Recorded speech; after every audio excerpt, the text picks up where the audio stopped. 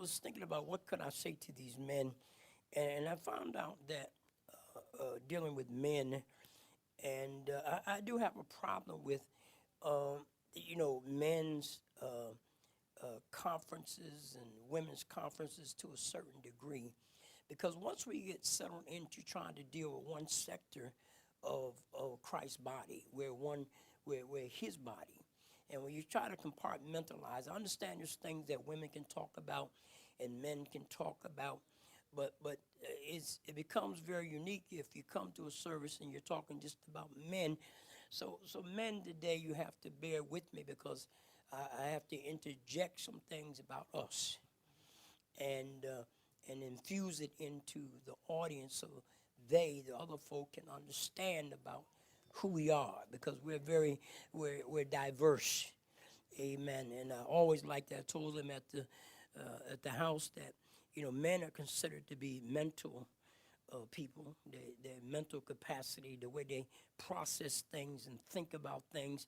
Sometimes they can do something, then next minute it's like it's no big deal. Women, on the other hand, are very emotional, intense about things.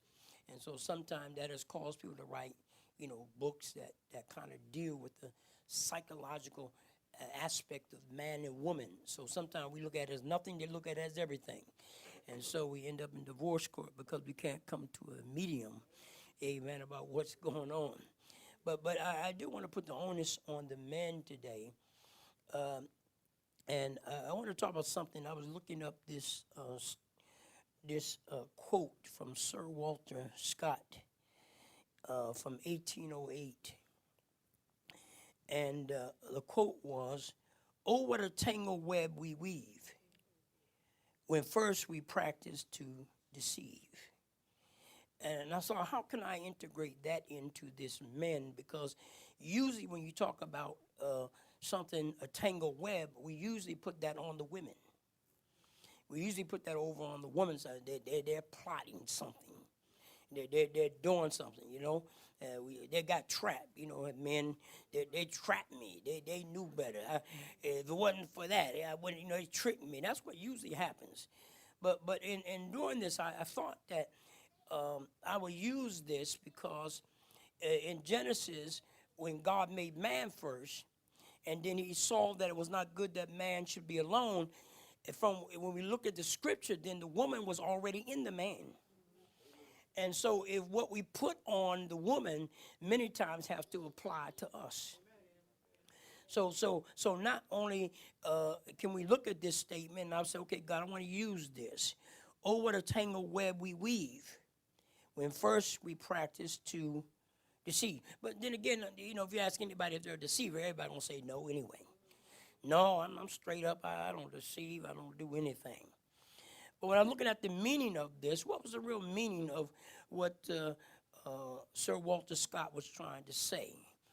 The meaning definitely or basically says when you tell a lie or act in a dishonest way, you create problems and complications which cannot be controlled.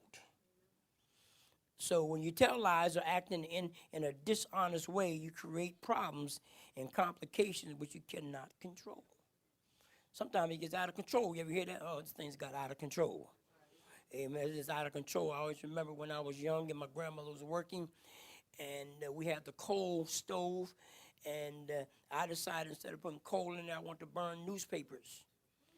And so I'm burning newspapers. Thank God it was her time to come home. As she's coming in the door, I'm having a problem downstairs with the furnace, the coal stove, the potbelly stove. I'm burning paper, and paper burns faster than coal. So I'm trying to get all this newspapers, and she just happened to come, "What's that smell?" She comes downstairs, she rescues me from burning up the house. And so sometimes there's things that get out of control. And I don't know if you've ever been in something that went out of control. But I want to try to help us because I want to deal with men some points I want to deal with. And I want to deal with the old story out of Genesis chapter 28. And I want us to look at this. I want to talk about, my subject would be who weaved the web. My subtopic would be, did you ever plan to do what you said? Who weaved the web, and did you ever plan to do what you said? I'm talking to men now, so amen. So I hope I get the amen from the men when I'm done with this. Because men, it has been said that men will promise something. And many times their children will fall through on the promise. I'm going to take you out to the fair. I'm going to take you out to do this. And then you get busy with something else. Well, I couldn't do it. And sometimes we learn that we made excuses for excuses. Well, I would have did it because this had to happen. I had to go shopping. I had to help mom. I had to cut the grass. But when promises are made, we should do everything in our power to keep it. And there's one thing we can say, well, there's an honest situation that happened. I couldn't fulfill my obligation. Those things happen. Things happen in life. But there's another thing when we weave a web. And I want you to look at this story, and as we go through the story, there's a couple points here that we'll deal with. But let's look at this 38th chapter of Genesis and start the first verse. And it came to pass at that time that Judah went down from his brethren and turned to a place, into a certain Adullamite, whose name was Hira. And Judah saw there a daughter of the certain Canaanite, whose name was Shura. And he took her and went in unto her. And she conceived and bare a son. And he called his name And she conceived again and bare a son, and she called his name Ornan. And she yet again conceived and bare a son, and called his name Shelah. And he was a Chezib when he was born. And he was at Chezib when he was born. And Judah took a wife of his firstborn, whose name was Tamar. And Judah's firstborn, was wicked in the sight of the Lord. And the Lord slew him. At this time, God would knock you out. You couldn't play with God in his old time. You couldn't do the stuff you do with God now. In that day, folk were dying straight out. And Judah said unto Ornan, go unto thy brother's wife, and marry her, and raise up seed to thy brother. Because the tradition was that, remember, in the garden was to be fruitful and to multiply, replenish. And so at this time, you could intermarry within the family. And so, because was wicked in the sight of God, God slays him, allows him to die by whatever means. But now Judah, the father, the head of the family, says to his next son, you go in and you preserve his family. You go on till you take his wife. And you marry and you raise up the seed that your brother should have raised up. In verse 9, and Ornan knew that the seed should not be his. And it came to pass when he went in unto his brother's wife that he spilled it on the ground, lest that he should give seed to his brother. In other words, that the coming together would have produced something. But this is one of my pet notes. I have here the word spilled. It represents having pleasure without responsibility. Many times the problem with men have been they like pleasure rather than responsibility. You let the football season come in, they're good until that show up. You let baseball, they're good until that show up. You let whatever their vice is work, they're good until it shows up. It's all right to wear the color of a team, but show up. And so he, rather than take up seed and to bring children from her, he took the pleasure, but when it came time to be responsible, he would not do it. And the Bible says in verse 10, and the thing which he did displeased the Lord. Sometimes there's things that happen, we think it's just our mate or just our children or just our friends that happens that we're displeased, but this thing displeased God. And I believe that God's displeased now. Because what we do, we hand out things in school to keep folk from procreating and having children that they can't take care of, but it's also contributing to a lack of responsibility. So this thing displeased the Lord, wherefore he slew him also. So here's two sons of Judah now that die because they displeased the Lord. Then Judah said to Tamar, his daughter-in-law, remain a widow at thy father's house till Shelah my son be grown. For he said, now Judah said, lest peradventure he die also, as his brethren did. And Tamar went and dwelt in her father's house. So in other words, Judah now, the head of the family, tells her, listen, these two sons of mine have died, but I got a younger one here. Why don't you wait till he get grown? And when he gets grown, I'll give him to you to marry. But the text tells us that he was concerned that maybe he might die also. And that's an important part of the text. Because as we read on, it says, and in process of time, the daughter of Shua, Judah's wife, died. And Judah was comforted and went up unto his sheep shearer to Timnah, he and his friend Hira, the Abdullamite. And it was told Tamar, saying, behold, thy father-in-law goes up to Timnah to shear his sheep. And she put her widow's garment off from her. She was a widower, and she had dressed, no doubt, like we see them in black, and she was mourning, waiting for the time for the promise. And covered her with a veil, and wrapped herself and sat in the open place, which is by the way to Timnah.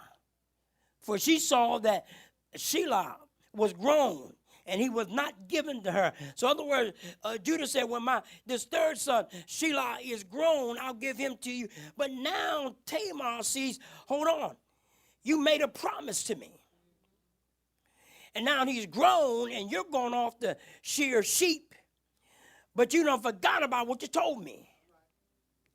You're not carrying out what you said.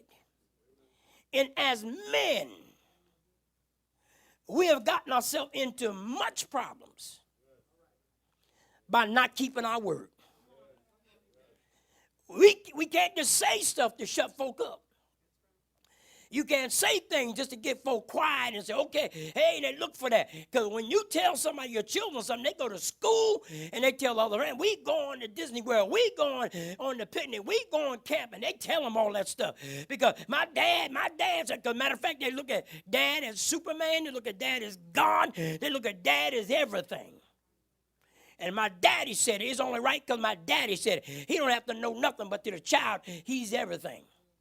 He's Einstein. He's a rocket scientist. He knows everything about every equation to the child. And, you can't talk against dad. But now she finds out to hold on. What he said, he's grown, and she was not given unto her to be a wife or a husband. And Judah saw her.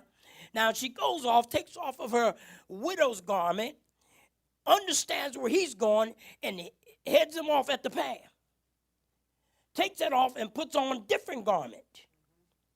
And when Judah saw her, verse 15, he thought her to be a harlot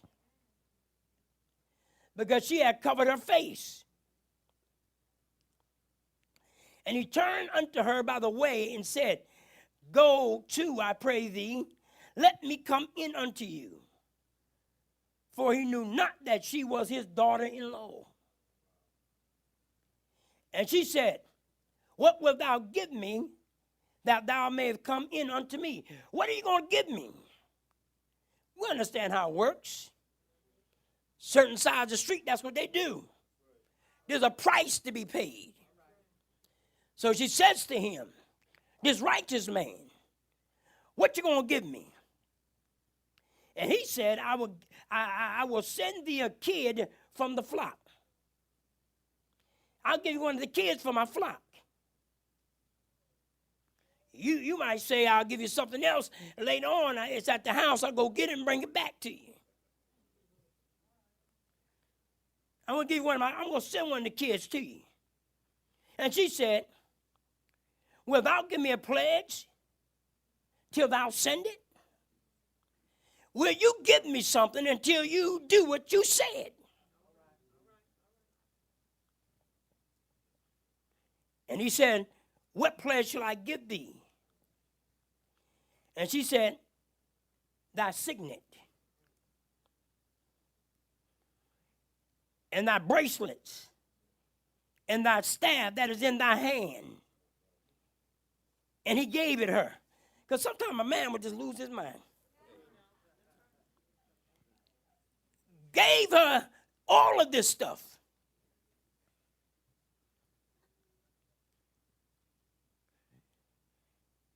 And he gave it her and came in unto her, and she conceived by him.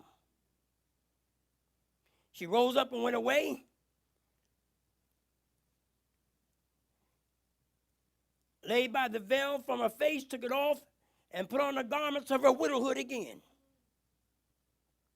Changed back to mourning. Back to being discomforted. Back to being in anguish.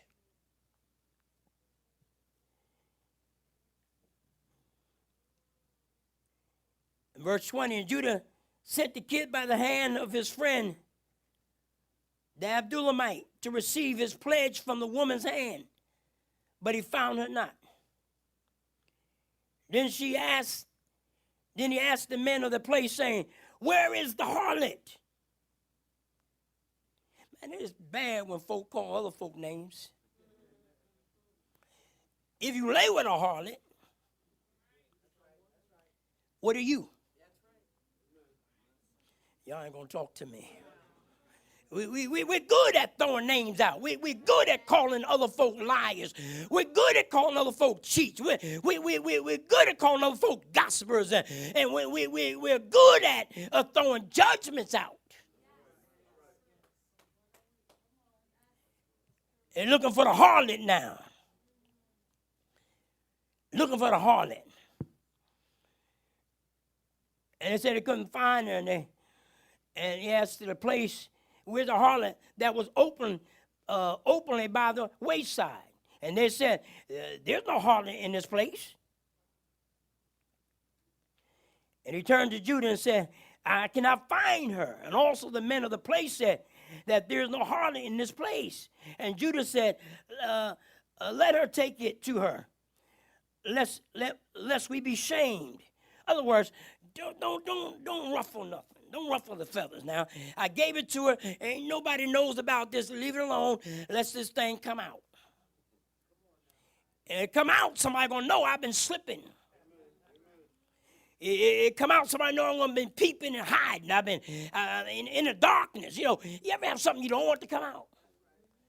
If you say too much about it, why are you putting something that way happen? And if you start talking about it too much, folk will say, uh-oh, so how'd you go there? So they don't want it to be known. In other words, and sometimes, just saying sometimes, not all men, but sometimes men can compartmentalize stuff and put it in mind and just act as though it never happened. You remember what David did with Bathsheba. He had a man killed and waited almost a whole year, just put it in the back of his mind. Went on with daily life. Like nothing happened. God had to send a prophet to him. Oh, David. There was a man. Had a bunch of sheep, but just come to one man that was in the city, had one little ewe lamb. And when a stranger came in, he took the man's ewe lamb instead of taking some out of his flock. And David was hot. That's amazing how we can get mad when other folk do stuff. Y'all man ain't helping me. We can get mad when somebody else does something that we think is egregious. We think that, I can't understand how you can tell that lie. I don't understand how you can cheat. I don't understand how you can, steal from somebody. I don't understand. Sometimes we lose our mind. We don't understand nothing. David wanted righteousness, and the prophet had said, David, listen, you the man.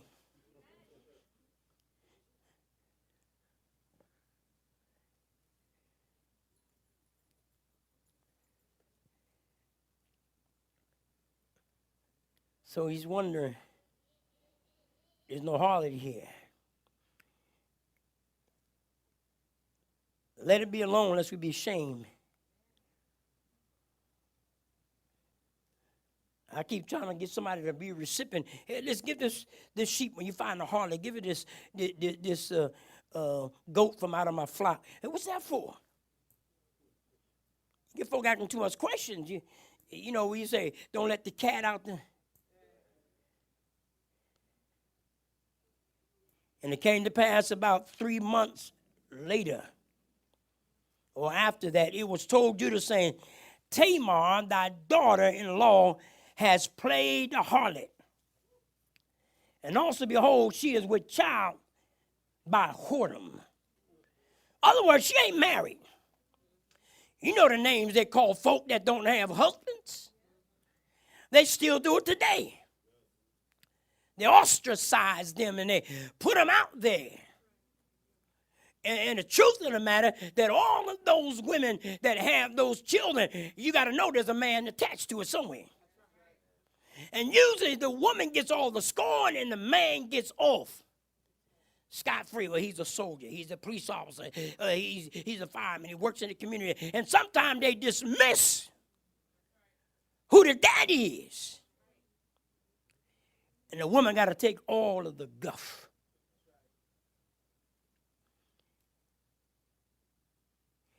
Now, I want to ask you a question before we go further here. We talked about Sir Walter Scott. Oh, what a tangled web we weave when first we practice to deceive. I wonder, Judah being this upstanding leader in his community, did he have a plan to really fulfill what he said he was going to do? Did he ever plan to do it? And sometimes that makes me, I look across the church arena many times, I wonder if folk ever really planned to do the stuff they said. They put a lot of stuff out there. I'm going to be the best deacon. I'm going to be the best minister. I'm going to be the best one that I'm going to be the biggest supporter. I ain't going to let you fail. I'm going to be there when you ain't. Nobody's there. I'm going to be there. I'm going to be faithful. What time you want to be there? I'll beat you there. And we say a whole lot of stuff. But I wonder, did we ever plan to do what we said? Did we ever want to be faithful? Did we ever intend to be loyal and committed and be sowers and to follow the leader? Did we ever really plan to do that? I'm talking about men now. They say men say things to save face. They'll say what needs to be said so they're not looked down on. Oh, okay. Yeah, he said he's going to do that. And many times it falls through. Now watch this. And it came to pass, verse 24, about 3 months after, it was told Judah. Let me just rest here for a minute. Hold on. Judah now has weaved a web. Is he trustworthy yet? Has he come to his sense yet? They're bringing it to the offender. Sometimes, listen, I don't know if you ever did that. I don't know if you ever suspected something. And when you suspected it, you actually start talking to the person that was the perpetrator. But you didn't know they were the perpetrator. But you were talking to the perpetrator and say, I think so-and-so, and you're talking about a situation, blah, blah, and all the while they know what you're talking about. But then, you're talking about me. No, they ain't going to tell you they're talking about them. What makes you feel? They ask you 100 questions. What give you that thought? Somebody say something to you? Why are you going there? Maybe it ain't what you think.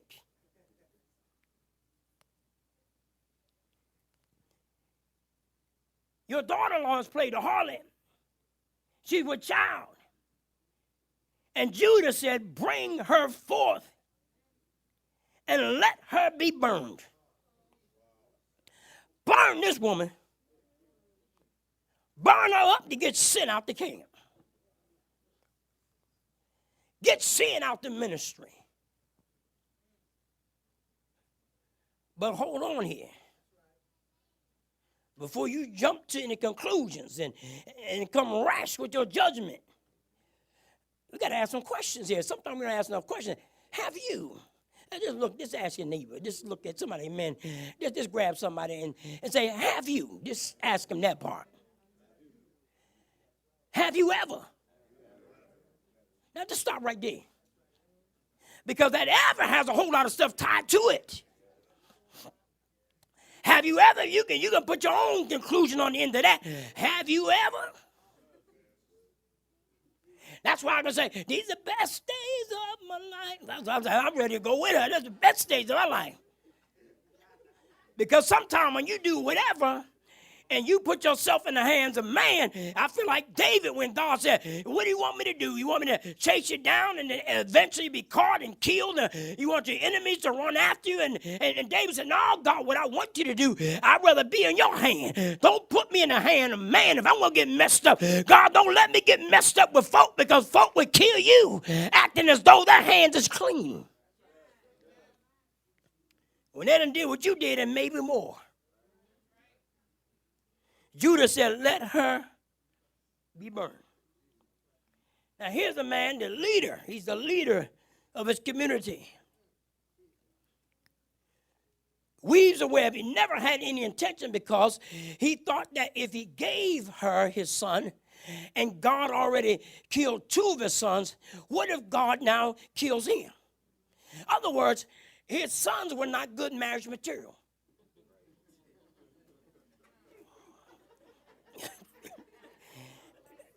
Y'all better help me out on this one. Some of y'all parents know your kids. Now, you got them running out to the school and having all kind of fuss and stuff with the teacher, and you go out there and act like they upstanding citizens. They talking back at you at the house. Why would you think they ain't talking to the teacher like that? If you let them talk to you like that at the house and give you all kind of back lip, you got to tell them 20 times, and you take the game and they get another game. They got stuff all over the place. You say open the door, they shut the door on you.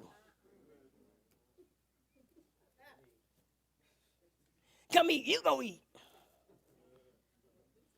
This get terrible. And then you can't, I can't beat the child down.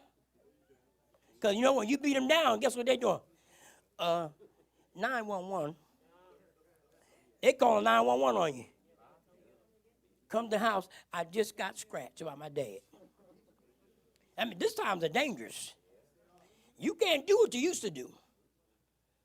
You go ahead and let that child eat that bar of soap like my mother did me when I said something. I had bubbles all in there. And that soap was different than the new soap they had. The new soap, that bar of soap wear out quick. Take a shower with that, it's down here. The ones they had back in them days, that stuff had something different in it. When you ate that soap, you weren't cursing no more. You were delivered. I didn't know about the Holy Ghost, speaking in tongues, nothing. But ate that soap, I ain't never did nothing again. They eat soap. Delivered immediately. In the name of soap.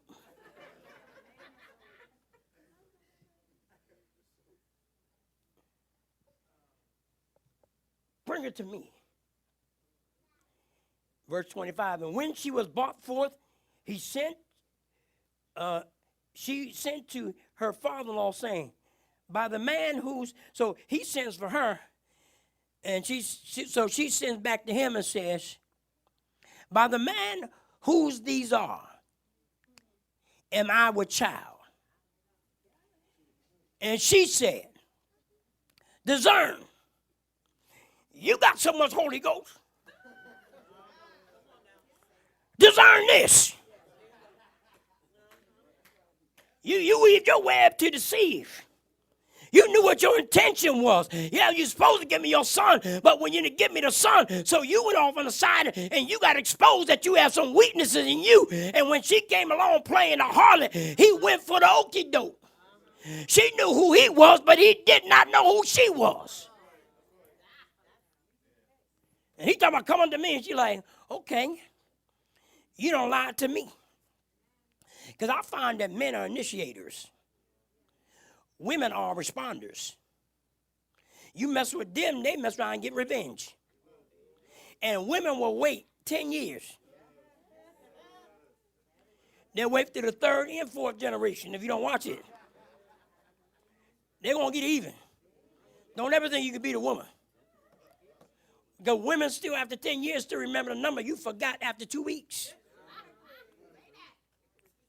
Oh, you remember that number?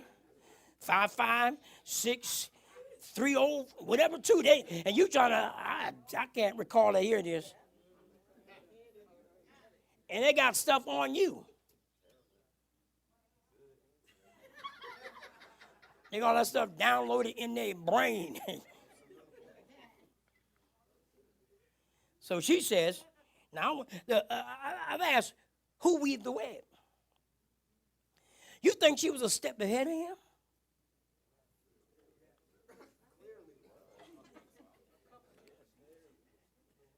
I'll send you a kid. I'll get you a car. I'll pay your rent. How am I know you're going to do that? Or let me go home and go to the ATM and I'll make sure it happens. No, you got to give me something right now. Her intention, she didn't need no kid. I need no goat coming out there. I know what I need.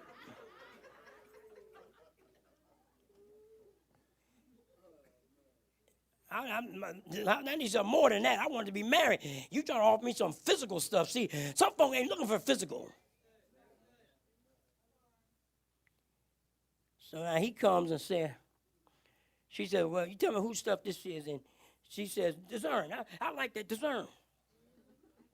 Because our discernment is sharp before before we caught in the web. Our discernment is real sharp. Okay, let me figure this out.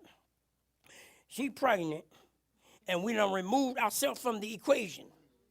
I ain't got nothing to do with that because there ain't been no conversation on it. She done went her way. She found out 3 months later that she's pregnant. He's the leader of the community there. He makes the calls. I guess one of the judges in the gates. He makes the call. Bring her till we're going to burn her. She hears this. You going to burn me?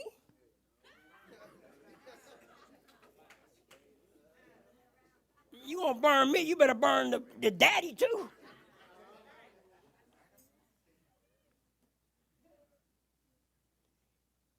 And she was brought forth and sent to her father-in-law, saying, by the man whose these are, am I with child?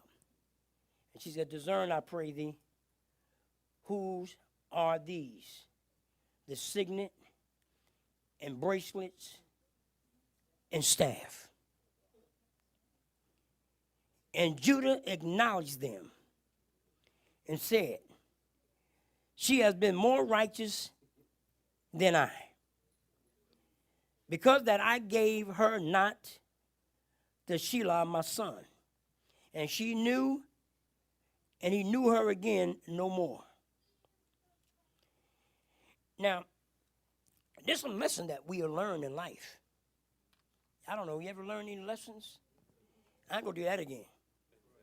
There's some lessons to be learned. A couple of lessons here. While you weaving a web, somebody else knows how to weave webs too. You're not the only web weaver.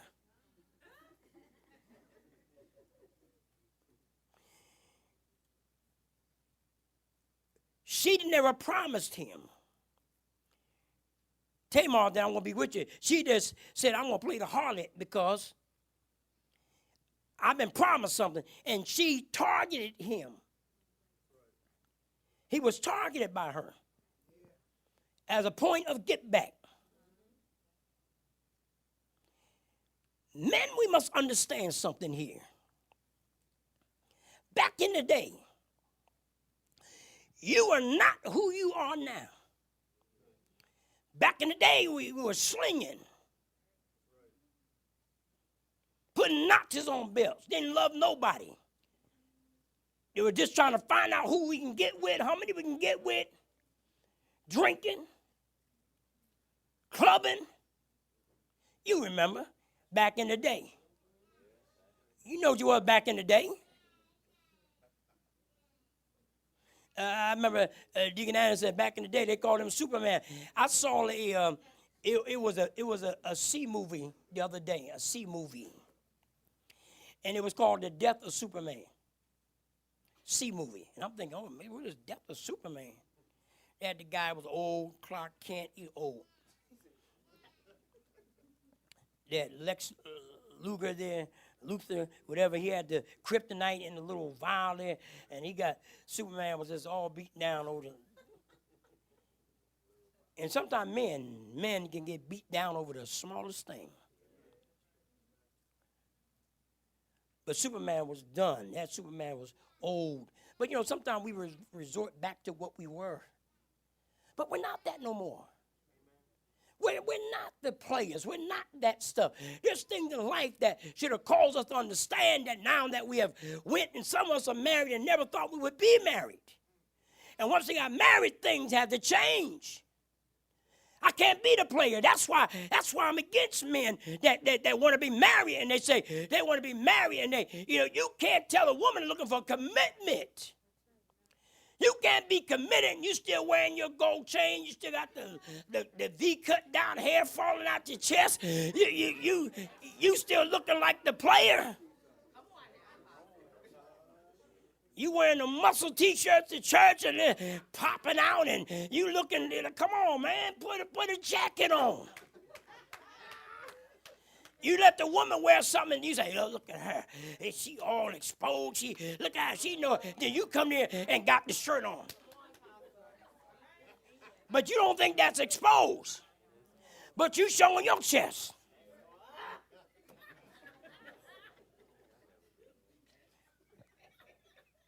You talking about women cut the air conditioner on. He all popped all over the place. Man, listen, man got stuff happening to men too, though. And we sitting there, I'm very conscious about me. Let me wear an extra big suit. Too much muscle popping around there. Let me go in. Give me that extra size, please. Now we in the European style. No, don't say that. We in the European style wearing the tight stuff. And that's our one brother, he was came in. Either we go extremes. Men can go extremes. Either too tight or too loose. Either one is dangerous. I was saying somebody because the day I went to my tailor to do a suit, and because the pants when I got them, it looked like the bell. I don't want the flare. I want pants looking like they 2 miles long down at the. They cover the whole shoe up. I don't want that. I told him, you gotta cut that off. I told him, cut that off a little bit. But I told him, cut too much. When I tried to shoot on, that cut too much off of there. I want to go back and tell him. But so either we dress, but I don't even know, that's back in the day. They were wearing, that's like the zoot suit. They haven't come back in yet, haven't they? Because I hate to see a young man with a pair of pants with a crease start up here.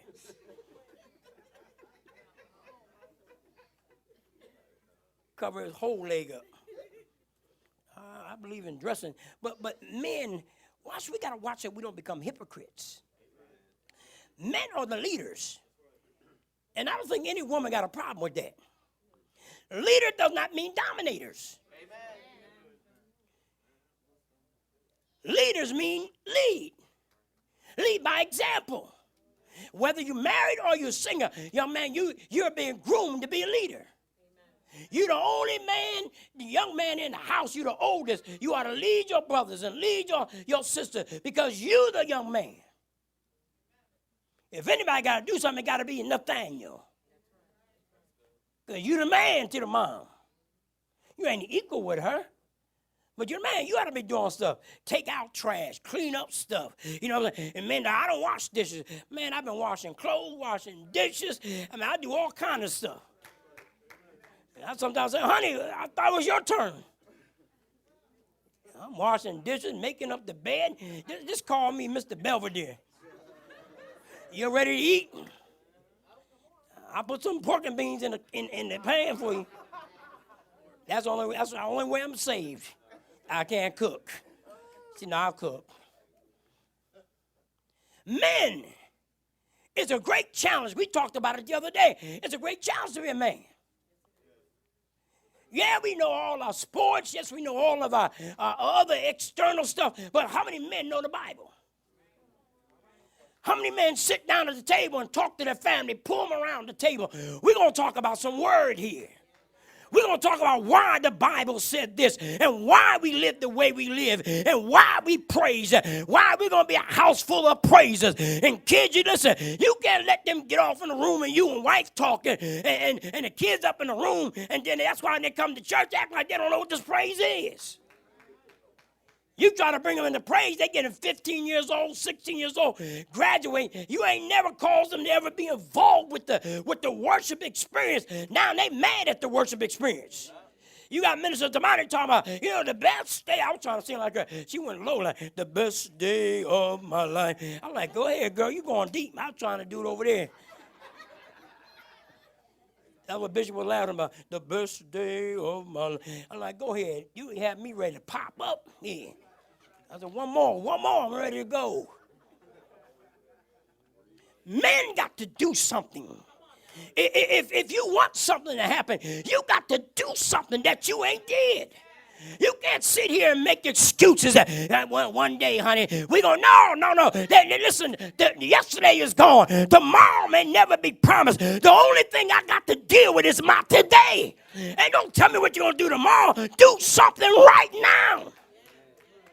We got to live in a now environment. Let's start today. I like Minister Anderson. He be out there doing this thing. I said, man, if he can do it, somebody else can do it. I was trying to tell Bishop, I was throw my arm out trying to get his attention. Bishop, he like hurt my elbow. And Anderson came out there doing. I'm like, yeah, let me do that. Just throw some blows like Sister Dana. Act like you punching somebody. Fight the devil. But you know one thing, I'm going to tell you something. As a father, as a leader, as a man, you men have different positions in the church as deacons and whatnot. Those are order. Those are order positions. You got to keep order. You notice a tie attached to it that says, if a man cannot take care of his own house. See, some of y'all think that you ain't got no children. It just don't. Let's go to your house and your house all tore up from the floor up and you single. What's your house looking like a mess for like this? You can't take care of your own house. If you got your own single pad looking like that, I can imagine what the church can look like if it's under your auspices. You can't even take care of your room. You got to take care of your environment. You got no folk that got company. Oh, put the clothes in the closet. Well, that's where they're going to hang the coat. First thing they do come in there, you don't mind if I hang my coat up there.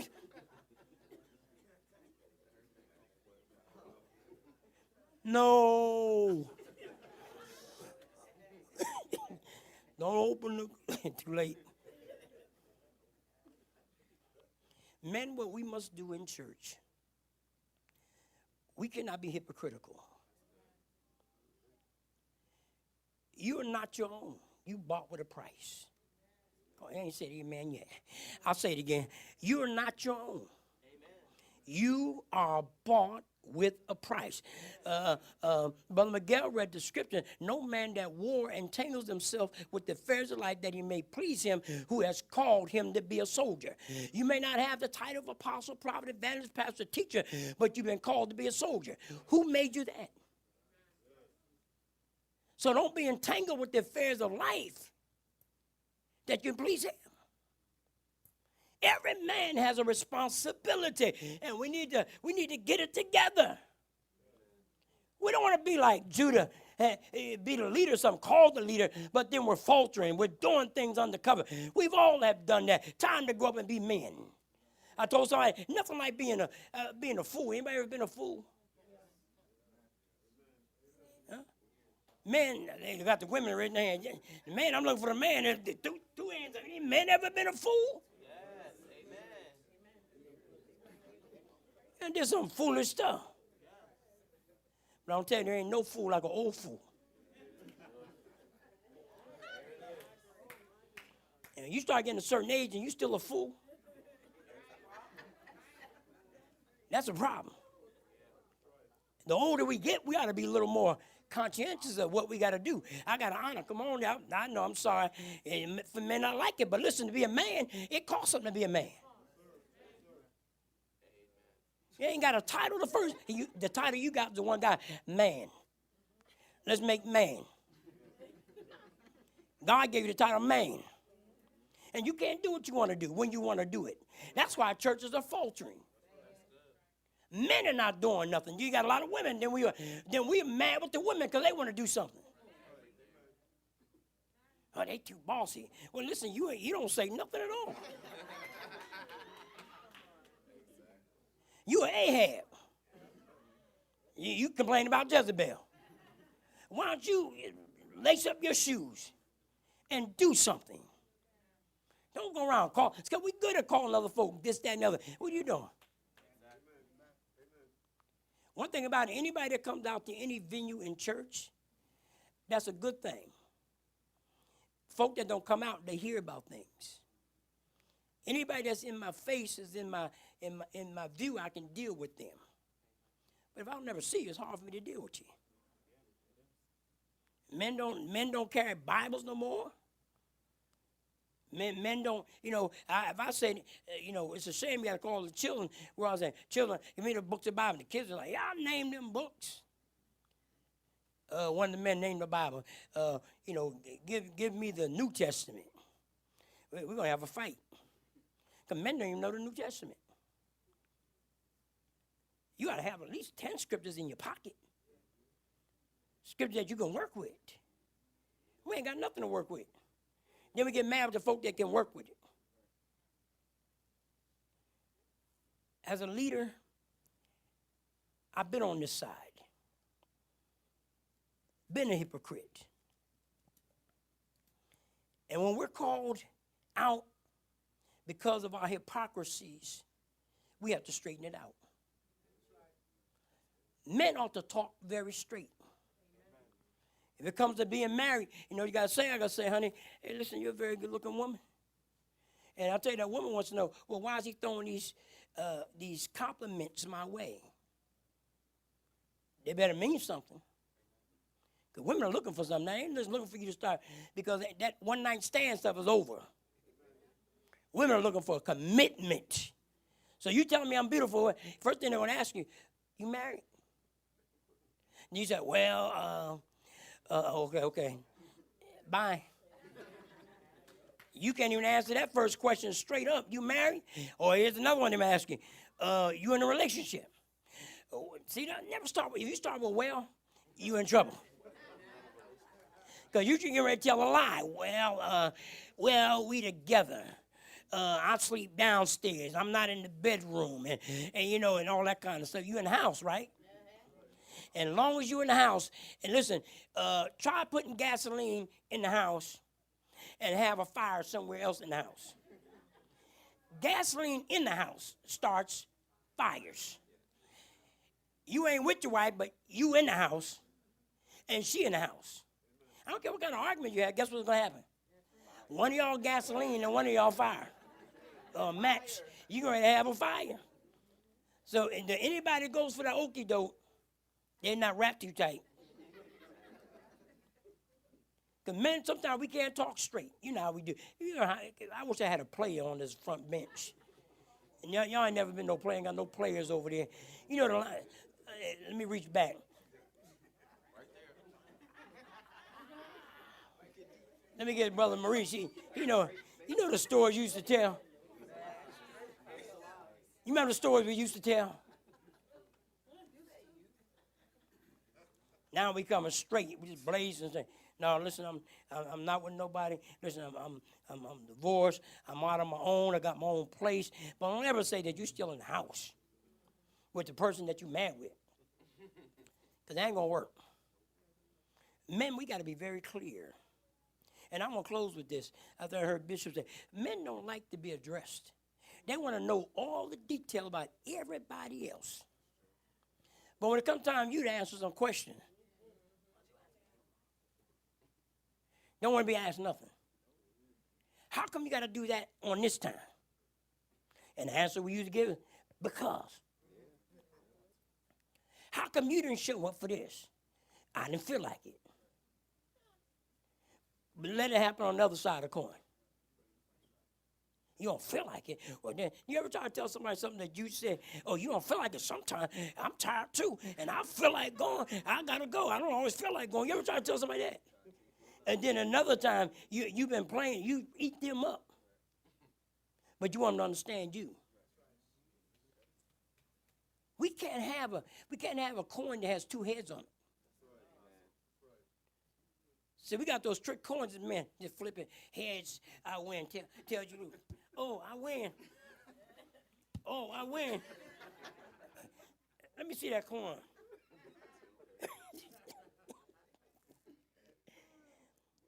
If we're going to go up, I guarantee it's going to be through men.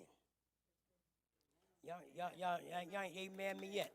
If we're going to go up, I guarantee it's going to go through men.